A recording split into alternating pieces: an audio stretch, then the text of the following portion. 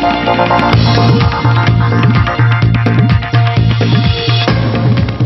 and welcome to Walk the Talk. I am Shekar Gupta in Ajmer Sharif at this great symbol of syncretic India, the Dargah of Khwaja Moinuddin Chishti, also known as the Garib Nawaz. And my guest today is one of the most loved practitioners of syncretic Indian music, who is also now starting a journey of spirituality, A.R. Rahman or Allah Rakha Rahman, who all of us love and admire, who always produces something new, whatever it does, and something that we always love. Rahman sir, welcome to Walk the Talk. Nice meeting you. And what a nice venue to be doing this at. Yeah, I think we're lucky actually. We're meeting in this place where a lot of Hindus, Muslims and Sikhs and Christians all gather together to get spiritual experience, and I'm glad you're here. I'm very glad to be here. In fact, I remember in one of your songs, Pia Haji Ali, there is that line, Hindu, Muslim, Sikh, Isai, as paate hain. Yeah. I think the reason of Sufism in India was created for this kind of togetherness of all the religions, and in Islam, if you take, there are only a couple of celebrations, which is like Eid and the birthday of the Prophet Sallallahu Alaihi Wasallam.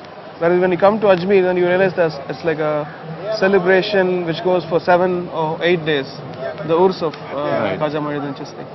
This is exciting. And then, you know, if you look at this great Sufi minds, they in fact embraced all other festivals also. You know, Holi, for example. Amir Khusro. Amir Khusro, and I know that you are now learning Amir Khusro a great deal. Yeah. You always have to learn. Otherwise you can't survive. Right. So when did your journey of Sufism start? It started when I met Karimullah Shah Qadri, my peer sir for my mother and me, and he was treating my father when my father was very ill. He was a spiritual healer, and we went through a lot of spiritual experience through him. And then when my father died after 10 years, we met him again, and then he brought us into the Sufism actually. Right. And since then, music and the Qawwali and all those Mauluds and the Zikr and all the stuff. Right. Yeah. So how is Sufism different from Islam, from classical Islam? Sufism, or is it classical Islam? Actually, if you take Sufism, it's not different. It goes one step above. It takes the Sharia. We practice everything. We pray namaz, we fast and everything.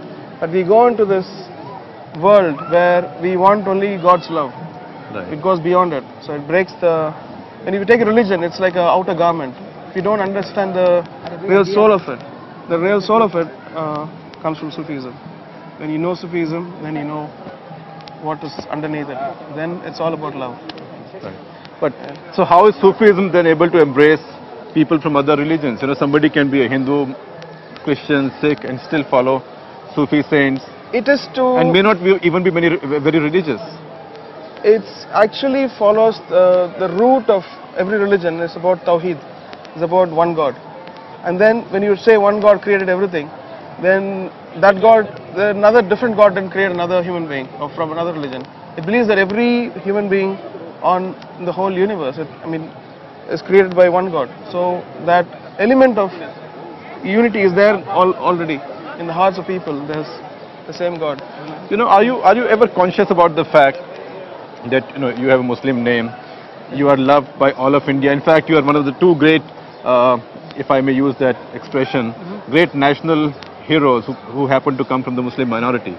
President Kalam and you. It also so happens both of you are Tamil.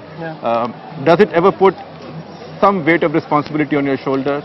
Are you conscious of it? It does when you see in that angle, but when you look at the simple angle that you have to lead a life which you started intending, and then you just carry on like that, not get carried away, because the world suddenly sees you as big and suddenly might see you as a small thing, but you have to have a self-esteem, and then you have to have an inside space to realize that you have to keep going on. No, but you get so much affection. Yeah, of course, I love all that. But does it make you feel more responsible that, look, I have something more to deliver? It does. So much is expected of me. It does actually. Yesterday when we were coming in the car, we had a banana, and then my mother was about to throw it on the road. I said, don't do that, they'll have a photograph of you throwing it. Then Rama's mother throws it on the road. Rahman sahab, tell me a little bit more about how your music has evolved. Because you've always picked folk themes, Sufi themes. I believe that tunes from the Middle East. Yeah. Believe that music, again like a religion, if you take, it's about melody, and the melody is the soul of music. Right. And if that soul is set right, then it can have a different garments. Right. It can have different arrangements, and then it can become what do you call, like a Western music or Indian classical or anything like that. So if you take, we have embraced so much of Western classical music. Our old composers have taken some of the Western themes and made extraordinary hit songs. Such as which ones? There are a lot of them. But even if you take Sound of Music, it is a Western musical. Like Right. Dovadia has become like a nursery rhyme of India. Right. Every little child knows of Dovadia. And our music, if you take, when Vande Mataram was done, the melody was done instrumental. From France and from America and from UK, a lot of people said that, what is this melody? It's so healing and all this stuff. So With the Vande Mataram melody. yeah, we had an instrumental version when Right. I first recorded it. And so it doesn't have to be, okay, Indian music is like that and Western music is like that. So, and Are there other melodies that you can remember that have just become recognized around the world because they were great melodies from people who may not understand what this is about? There's another thing also, like the rhythm of Punjabi music. If you take, Right. that's become very hot now. And Indian melodies still have to get its big due. And I think it's getting, if you take Bombay Dreams, or if you take the songs of Indian composers which are becoming big, there are a lot of examples for it. I can't. But international melodies, things that are recognized around the world, things from Lara. Yeah, exactly. If you take Macarena, and if you take Lara's theme, and if you take Dr. Zhivago, Right. it's all become part of our culture also. Right. And you then don't have to understand what this is about or what the words are. It goes beyond that. I think music has that. Like Love Story from, Yeah, for the music. example. Yeah. Music has that extraordinary power to cross across. I guess. Though it's a cliche, I mean, it's again proved true again and again. How did Vande Mataram happen? Vande Mataram happened because 5 years of film music, I got really bored.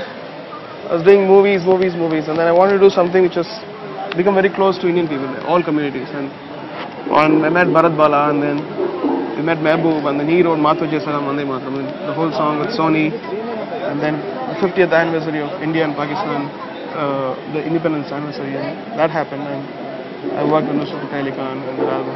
So it was a really memorable experience, and I can't explain how I feel about it whenever I think about it. Does it give you an emotional high when you Yeah, sing that definitely. song? It reached, a couple of weeks back I was in New York. Was a Grand Marshal for the New York Independence Day Parade. I sang that song. All Muslims, Hindus, all kinds of people were there. Very exciting. But that's the fascinating thing. Until you did this, nobody understood the meaning of Vande Mataram as also Mato Jai Salam. It's just a simple translation. It had to happen that time it happened. It's no explanation for But it. it needed the power of music and the power of your creativity to do it. Yeah. Most of... I think when something happens musically or a big statement happens, it is by the power of God. Nothing can happen without the power of God. That's what I believe in. But when you did Vande Mataram, you were conscious of the fact that that whole idea had been politicized over so many years. I didn't know a thing actually. I was very naive. But I'm later glad that I was naive. But also. you were glad that you were naive. Yeah, because for me it was a song which connects all of us together. If people politicize and make it vulgar, it's their fault. Right. So you're saying you're glad you were not conscious, because if you were conscious, maybe Vande Mataram, Mato Jai Salam may not have happened? Not like that. It would have been different. What it is now is actually fatal. Is what? It's fatal. I mean, Right. it had to happen that way. Right. Because we have a hadith of Prophet Sallallahu Alaihi Wasallam that Tere ke pairo mein maa ke pairo niche jannat hai. Just repeat that again. How is it? The paradise lies under the feet of the mother. I see. So it can mean to my mother, can mean to my motherland, can mean to God also. Right. Say that in Urdu or Arabic again. Just a dictate Don't word. ask. Tere hi पैरों में. Tere hi pairo mein ke niche jannat hai. I see.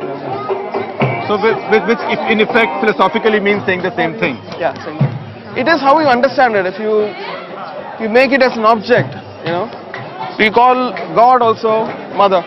Right. Because he was the creator. He says in the Quran it says God is 70 times more compassionate and more caring than your own mother. Right. So you know it mixes a lot of things. It mixes the nation, mixes God and your mother. But you know, to me the amazing thing is that it was always a source of politics. Muslims objected to it, but when you sang it in this way, everybody not just loved it, they sang it.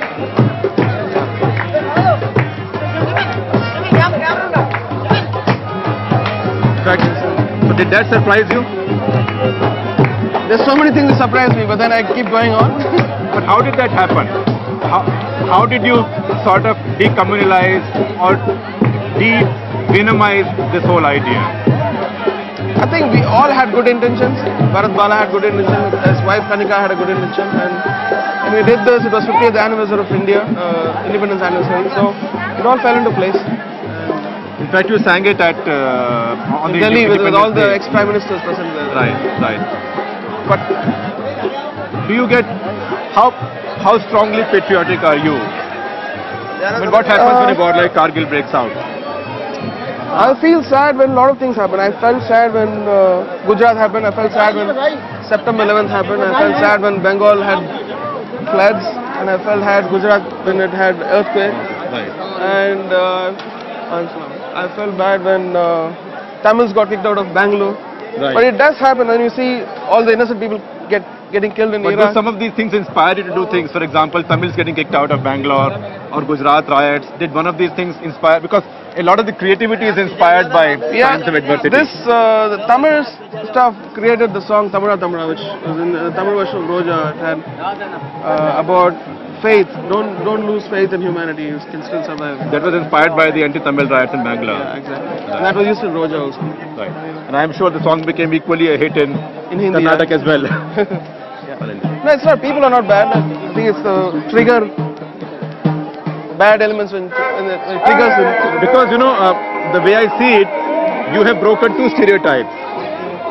One is a religious stereotype with Vande Mataram, and the second is the linguistic stereotype, because you are a Tamil who does music in Tamil as well as Hindi, and is loved equally in Tamil as well as Hindi. That's great. Have you ever looked at it like that? Only after recently people say that no, I've never seen a person from Tamil Nadu go and survive in Bombay. But I don't feel that way. People in Bombay, when I meet them, they love me, and we never see that kind of discrimination. When it happens, I guess. Right. You talked about things that make you angry. You know, you are also a deeply spiritual person, religious person. When something like Gujarat riots happen, how do you feel? I mean, when people come and tell you that, look, we are, ab 2 minutes ठहर जाइए, say that we are from minorities, we may be targeted in this nation. Do you ever feel insecure or do you ever worry? I felt very unfortunate because that's the time when I was living in London most of the times. And I was in London when that Gujarat thing happened. So my possibility of coming back to India, it reinforced me to come to India more than, living abroad. So I shortened all my trips and came back to India. Right. I felt that I had to be present, I had to go through that. Right. And not escape from it, Right. And I firmly believe that anything which is good or bad, it has to come with the permission of God. And He's the healer, ultimate healer for all of us. And if you throw hatred, you get hatred back. Right. Throw love, you get love back.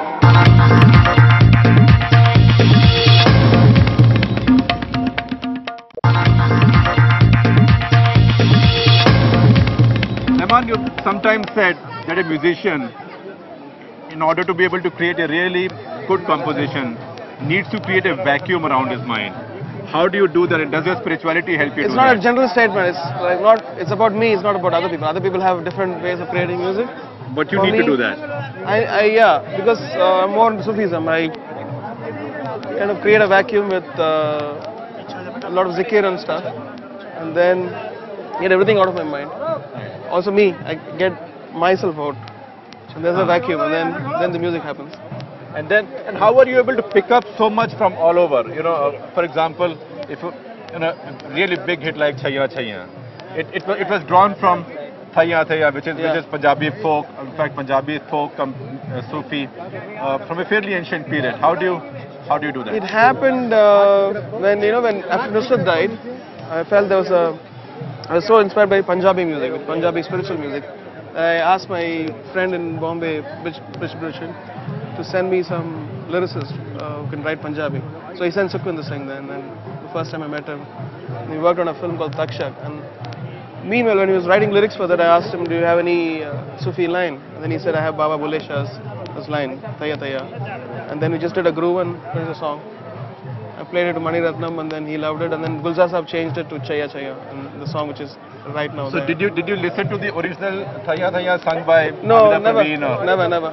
It was a completely new, interpretation. So this is a new style, because if I listen to any of your compositions, I can tell this is a Rahman composition. So your style is new, you pick from all over, and yet it's distinctive. How do you do that? I don't know. I think the intention is to have Tawheed, to have oneness. Right. Tawheed is oneness. And these are all ways which you just pick up, and then whatever has to come comes. I mean, sometimes it doesn't reach the potentialness which it should. Sometimes it does. So which are your favorite compositions so far? I know it's like asking a parent which one is your favorite child. All children are the same. I know. Each film has one, I guess. But then, if I feel satisfied that it's a very favorite composition and stuff, then it gives me complacency. And then, but name me some that were particularly satisfying or pleasing. I still like my first film score, Roja, and I think the reason Chinese film. let's sit with some practitioners of Sufi music. Assalamu alaikum. Right here.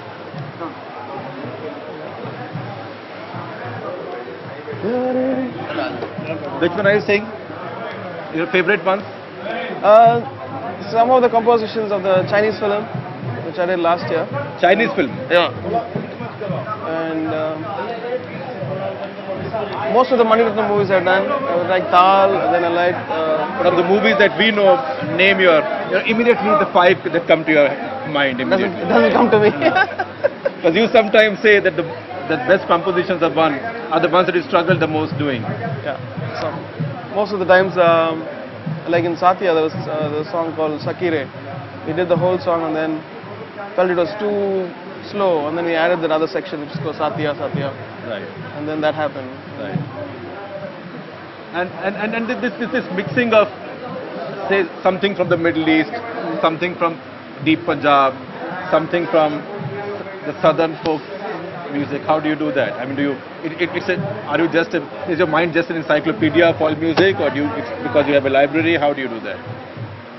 It happens to give an exotic, color for the stuff. So when people get intrigued by what is this, and then they listen to it. Because when I get intrigued, then I feel that people will get it. And so it's just me traveling all over to find something which I've still not, reached the destination yet. So the search shows in my music, I guess. So who's been the biggest influence on you? You say from Mani Ratnam to Nusrat Fateh Ali Khan to Andrew Lloyd Webber. In Sufi music, I would say Nusrat Fateh Ali Khan.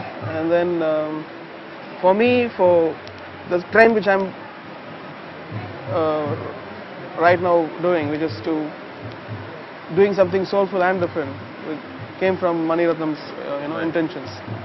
And then in North India, I would take, Subhash Kai introduced me to Punjabi music and how to cater to the Hindi audience. But did you do much work with Nusrat? Because in so many ways he was like you. He brought in sort of a Western speed or pace to Sufi music. I wanted to learn music from him. So once I went to the hotel room where I was staying in Juhu Centaur, I think, and he taught me a Qawwali, and that's the first and last lesson which I learned from him. And then we recorded Chanda Suraj, which is from the album Vande Mataram. Right. I went to Lahore for a day and recorded it. But it's a great tragedy that someone like him died so young. Yeah, but we have his music which lives with us forever, I guess.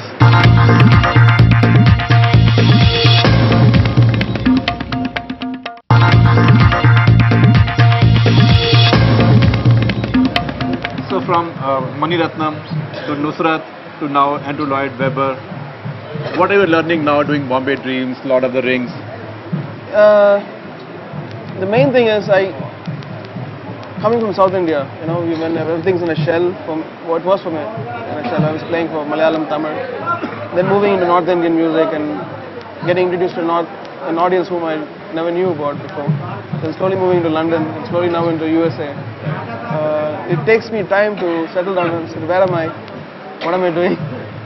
And sometimes zaps me out. I mean, but still surviving, I guess. But still very much Indian at heart. Yeah, entirely. Of course. And increasingly Sufi now. So is that the area of music and life where we see you evolving more now? Sufism, spirituality. It's not like, okay, I'm going to do Sufi music now. My music has, if you listen to most of the numbers, it has something in it, which people also say that when we listen to it, we're going to another zone. I don't know what it is. Or are you going to the zone? It reflects. Right. It reflects on. Or is that the vacuum we talk about? Maybe. Maybe.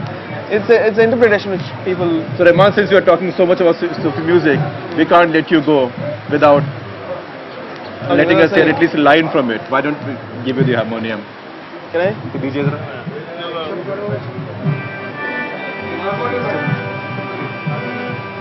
What do you think? Ek minute. This is a zikr which done for the film Subhash Chandra Bose. Subhash Chandra Bose.